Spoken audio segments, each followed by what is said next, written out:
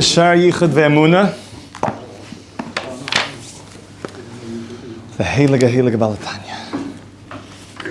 Okay. We're in chapter 6. Shar Yichud Ve'emuna B'siyat B'shmaya. Speaking about the unity of Hashem. Says the Rebbe. I'm just going to read a little bit quickly from the beginning. V'hine Shem Elokim Hu Shem Midas HaGevurah. Elokim is the name of Gevurah, V'tzimtzum, and the name that is constricting Hashem's energy in this world, that we don't become overwhelmed by the infinite power of Hashem.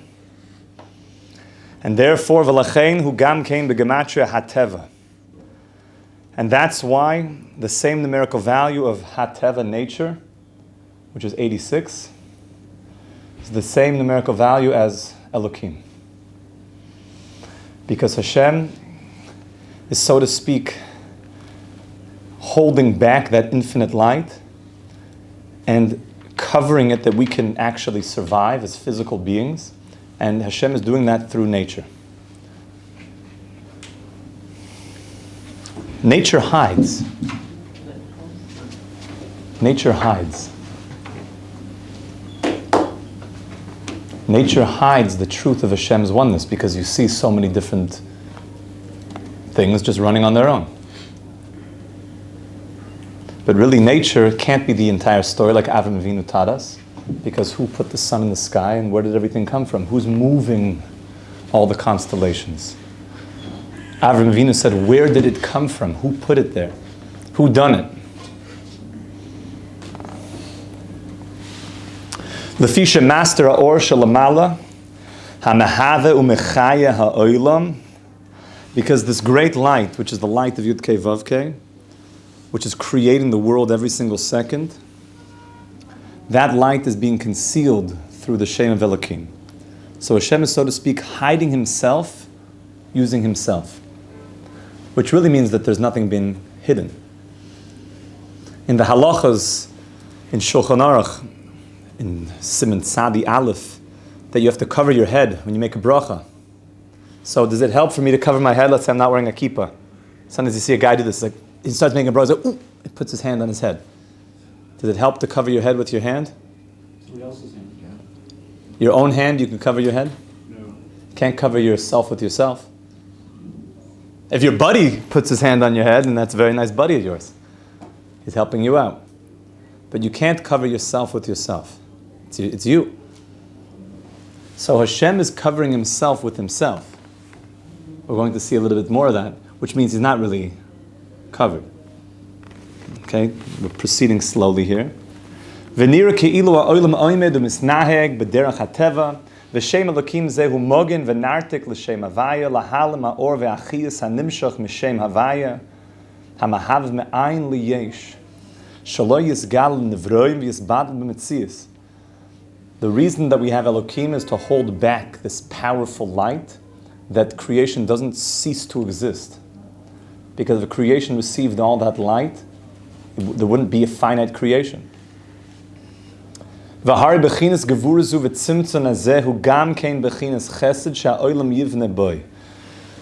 then we said that the holding back of Hashem's light is actually a gift. It's an act of giving. Why is it an act of giving? Because it's giving life to creation. Usually those are two opposite energies. There's I'm giving to you, and then I'm withholding from you. We're going to see that Hashem is one with all of the energies of how he creates the world, which allows for opposites to exist. And therefore, even within Hashem's holding back is giving. If Hashem didn't hold back, there wouldn't be much of a gift, because there'd be nobody to receive it. The gift of giving, the gift of life, is only relevant because Hashem has held back the gift to a degree that we could receive the gift. Yes, Tanya. Do you think that also us in some small way, when we hold back from doing things, it's also like we're giving? So it depends. Am I holding back because I just don't want to give? Or am I holding back because I want to give so much to this person, but I want to make sure that they could receive the gift that I want to give to them? So the example we were saying is you're on a date with this girl and you just, for 2.5 hours, you're just like telling her your life story. And she doesn't get 2 seconds to say anything. And then after the date, so the shadchan's like, what was that all about? What do you mean? I just gave her like such like wisdom that I have. You didn't give her, you overwhelmed her. That wasn't a gift, that was overwhelming. If you would have held back a little bit and stopped, you would actually give her space. Yes, Matzia. Will Hashem hold back if we hold back? So Hashem, now you want to hold back, but Hashem has to hold back in order to give. But you don't want Hashem to hold back too much. Then it won't be a gift. If Hashem completely holds back, then there's no creation. There's nothing. I want to give you so much, I'm not even going to give you anything. So you can't hold back too much. You have to hold back what's sufficient to hold back in order to give. And then Hashem will hold back what's sufficient to give. The holding back that Hashem is doing is He's holding back this great, great light in order for a creation to exist. However, what Hashem wants is, He doesn't want to hold back as much. He wants to reveal more of Hashem. He wants to allow you into His world more and more. That's dependent on the receiver. Yes. To the degree that somebody has a vessel to receive the light, that he's able to receive it. Let's say you go to, let's say you're in a relationship, and maybe based on previous relationships, let's say maybe there was mistrust in a previous relationship. And therefore now you have, let's say, a girl, and she comes from a relationship where there was a lot of breach of trust, and there's an inability for her to feel trust. So she's not even open. He wants to give her. He wants to give to this person to blessing and goodness, but she's not even able to receive that. She's maybe nervous, like, what do you want out of this? Like, are you just going to win my trust and then break it? So we can only receive if we have vessels to receive. So if a person, let's say, had a bad experience with what he thought Hashem is, like Rabbi Nachman would say. Rabbi Nachman would sometimes play chess, which is a famous pastime from the old school Apikorsum. And because it's very smart, it's a very smart game. And you could sort of just feel in control of things. And Apikorsum liked to feel in control and not know that Hashem is in control. So Rabbi Nachman would be playing chess, and of course he would sweep the floor with these guys because he was Rabbi Nachman. And Rabbi Nachman, in the middle of a game, would say, I don't believe in God. The pieces fall. I knew it, Rabbi. I knew it. You played chess with us long enough. You become one of us. I knew it. He'd say, yeah, the same God that you don't believe in, I also don't believe in that God. The same one you don't believe in. So now let me tell you about the God that I do believe in. So many of us have had experiences of what we thought God is, and maybe there was all sorts of very strange, messed up stuff that went on, telling us that this is what Hashem is, and therefore people have closed off their vessels from receiving. So we have to, so Hashem says, let me give you all this goodness, but like, oh, I don't want that, oh, if you're the same Hashem that I know, by the way, it's not, but they think that it is, so they close off, and they're not able to receive the light that Hashem wants to give. So Hashem is concealing in order to give, but Hashem wants to conceal less. And the more you're able to handle the light, so to speak, the less Hashem has to conceal, the more blessing He could pour into your life. That's what we want, to allow more blessing in. Okay? Okay, then he mentioned the Kabbalistic point, which basically, we saw it, I think, last year, where basically he says, and now we see that Hashem is one. The only way that you could have opposite forces, the energies existing one within the other, is because those forces are one with Hashem. And Hashem transcends all opposites. So in the force of holding back, it's really actually a gift. Because Hashem is one with all the forces and Hashem has no limitations. Now if you go down to the middle of the page, the imkain, mamela, and now, mamela, automatically we come to answer the first question we asked in Shar Yichud V'Emunah, which is, Teida shebeshamayim mimal ve'ala aretz mitachas ein oid. Remember we asked in the beginning, what does it mean that it's so important that the Torah said, Ve'yadata hayoim, you should know today, V'ashevoisa el levavecha, and take this to your heart. Like, whoa, what do I need to know? What do I have to really take into my heart?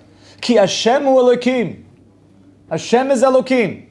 V'ashamayim, all the way up there and all the way down there. Ein oid. There's nothing else.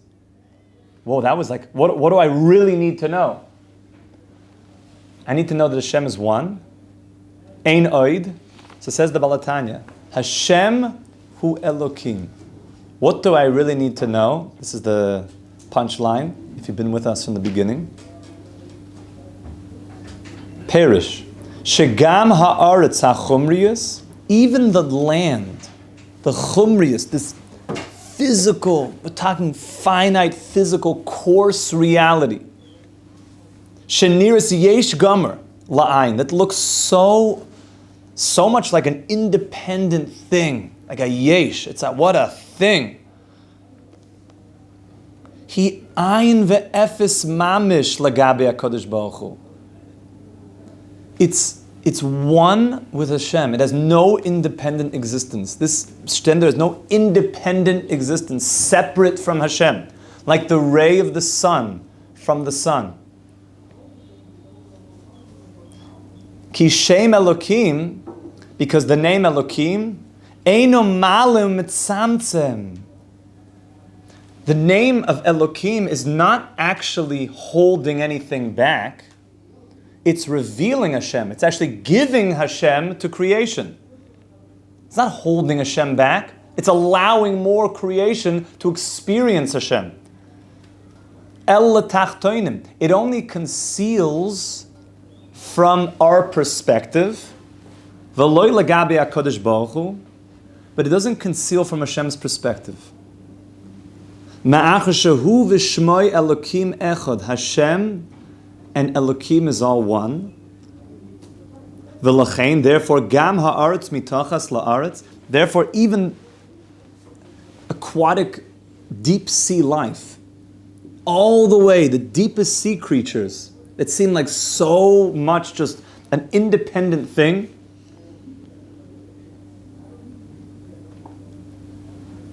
hein ein ve'efes mamish lagabe HaKadosh Baruch Hu.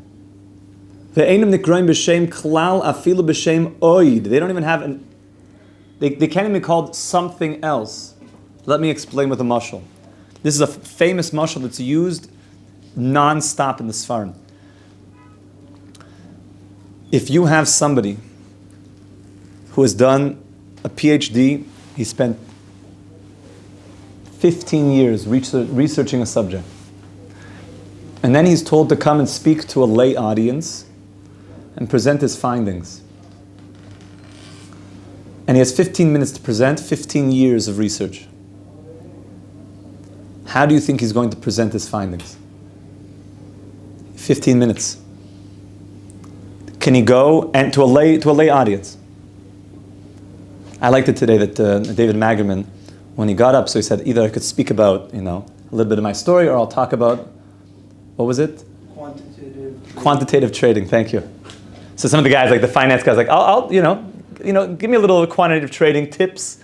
He's like, it's going to take a little bit longer than like 15 minutes. But so let's say David Magerman was to talk about quantitative trading, everything he knows about quantitative trading. I know what it is. Great. So you're an excellent person to be in the audience. He has to explain quantitative trading that took him from University of Pennsylvania to Stanford to all the top places, one of the best in the world, and now give to a lay audience quantitative trading in 15 minutes. Excellent. This is our example. So what do you think David Magaman's going to do? He's probably going to have to explain the concept in very basic terms and make it like, maybe diagrams, maybe like a PowerPoint presentation, a Prizzy, if anybody knows what that is. We're going to have to find a way to make this very understandable. Things that people take decades to learn about. So he's going to present his findings of quantitative trading to us.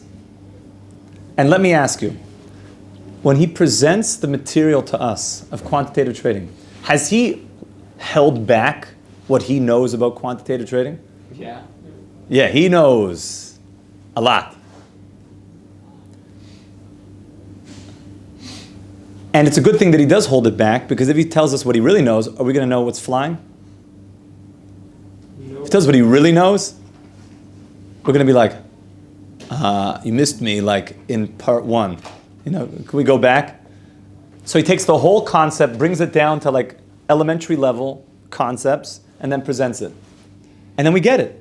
Then we have a bit of a perspective. Oh, quantitative trading, interesting. Maybe we know what the word quantitative trading means. That's like the beginning. I know. So, but let me ask you, Matisyahu, when he takes all that he knows about quantitative trading and puts it into a 15-minute presentation in layman's terms, does he know what he means when he says his analogies? Does he know what he means? Yeah, a lot more than we're going to know. And hiding in his analogies, he talks about, let's say you have Bobby and Sally, and Bobby wants to go buy lemonade from Sally, and Sally has she can trade that she mows lawns, and then they make an agreement, and you start building up like how trade works. And so when he is describing very basic concepts, does he know what's hiding in those concepts? Yeah. He knows it all, which means nothing is hiding from David Magaman. When he conceals everything that he knows about quantitative trading, he's not concealing anything to himself. He knows exactly what he means. It's only being concealed from our perspective. And in a certain way, the more that he can, excuse my language, dumb it down, the more actually that his concepts are able to reach further and further and further. Which means what he knows is extending. It's not even a concealment at all. Because everything is woven into the words, especially somebody who really knows what they're talking about, is being woven into the words and the analogies that they're using. And they know what it really means. Same thing with the Rebbe. If we were to ask the Rosh Yeshiva to give us a shir on the first page of Gemara Sukkah, and he would tell us what he really knows, we would be, screaming Hashem hu Elokim, which is exactly the point. So what does he do? He holds it back and he explains the Mishnah and the Gemara. But as he's explaining and he's using more simplified analogies, he knows what he means. So nothing is hiding from the perspective of the Rosh Yeshiva. Nothing has been hidden, which is all an analogy for Hashem. Yud Kei Vav Kei is creating the world every single second, but the world can't experience that level of light, doesn't have vessels for it. So Hashem, so to speak, uses the name of Elokim to hold back, to withhold that light, and he's dressing himself in nature. Which really means if you look at nature, you could see everything about Hashem. Like Eov says, "Mibisari echse Eloika," from my flesh I could see you. All of this is an analogy. This whole world is an analogy. Not quite a simulation, but an analogy. It's real, the world is real. But it's all an analogy. And therefore Hashem seems hidden to us, because we're in the world of the mashal. But don't get lost in the mashal. The mashal's here to teach you about the nimshal, The mashal is the analogy, and the nimshal is the reality. Elokim is the mashal. But really, Elokim should teach you about Yud Kei Vav Kei. So now when we say Hashem hu Elokim, you have to know this, is that don't think for 1 second that Elokim is something separate. Elokim is expressing Hashem even further. That's how deep the whole thing goes. Is that Elokim is not concealing Hashem. Elokim is taking Yud Kei Vav Kei and bringing Yud Kei Vav Kei into deeper levels of expression. It's like bringing Yud Kei Vav Kei out into more expression, more brilliance. And that, you might have said, okay, there's Hashem, but then there's like a world. No, you have to work on this. Hashem hu Elokim, every single thing in nature is just part of the unfolding and the expression of Yud Kei Vav Kei in the analogy that's trying to clue you into the reality. And therefore, if David Magman gave us a talk on quantitative trading, so he'd probably give a few analogies. But the guy who could say, oh, but did that analogy mean this? So you'd probably get like the nod. Okay, let's talk. Like, maybe you're actually getting it. The other guys are just like, playing around with the analogies. Like, oh, what a cute analogy. You actually, based on that analogy, it means this? Oh, you get it. You get the mechanics of how things are really working. I just had to dress it up for the hamoinam, for the people. Okay, weiter. And therefore the world can't even be called od, because od implies something, there's like a thing, and then there's something which is secondary to the thing. Look at this language. Od, shehu lashon tafel, kamayim chazal, Yehuda ve'oid likra.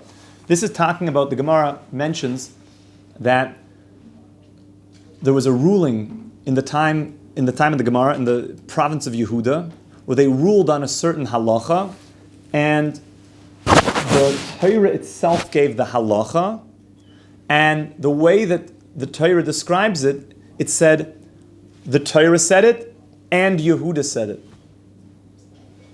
Wait a second. If the Torah says it, I don't need to say that Yehuda said it. Meaning that this was a ruling, a rabbinic ruling, is a value in itself. But in compared to the Torah stating something, it's eclipsed, bless you, they're both valid. What's the language I'm looking for? By the authenticity. Let's call it it's a higher level of like rank, the rank of Torah.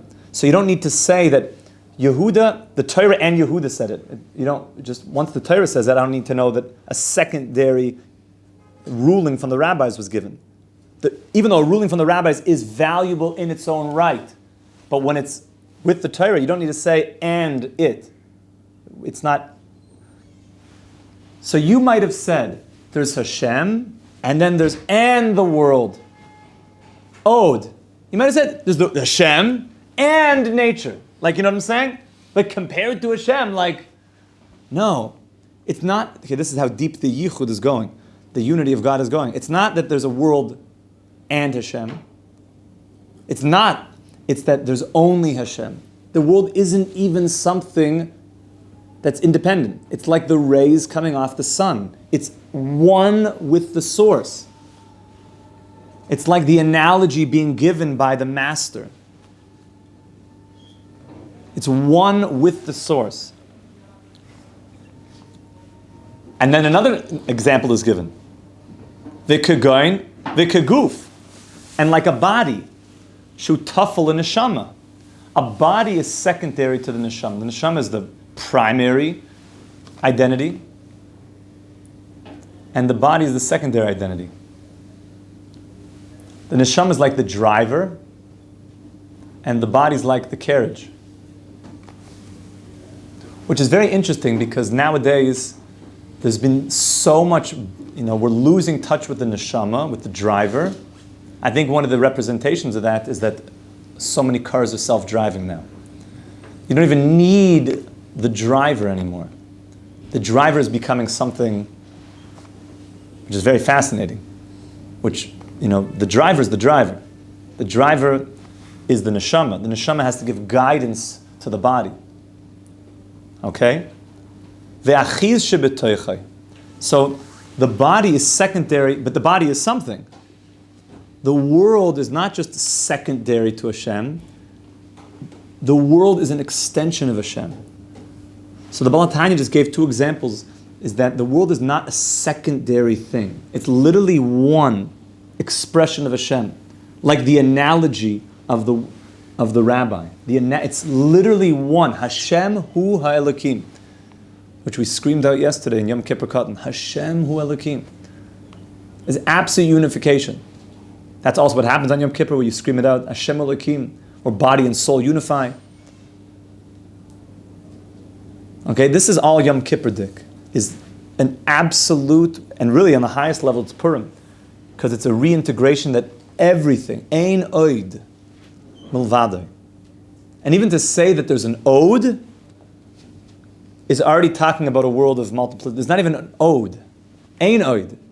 There's no ode. It's only you, Hashem. Okay, we're going to expand on this point, and Mitzvah Hashem finish maybe the parak tomorrow, b'siyata d'shmaya.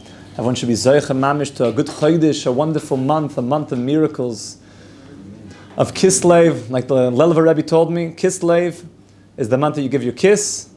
Your kiss means your pocketbook, your money, your kiss and your leiv to Hashem. You should invest in Hashem, and give your leiv to Hashem. You should be zoicha mamish to a good chodesh. Amen. Amen. Kol tuv.